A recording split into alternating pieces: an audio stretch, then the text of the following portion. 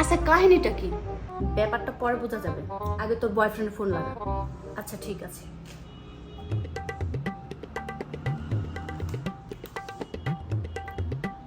Hello বাবু, তুমি কোথায়?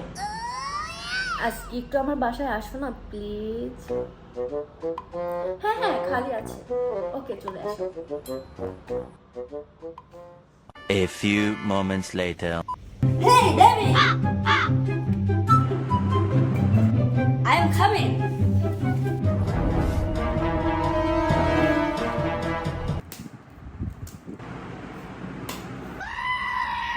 তুই আমার সাথে প্রেম করিস, আমার ছোট বোনের সাথে প্রেম করিস, তোর প্রেমের ঝামেলা ছোটাচ্ছি।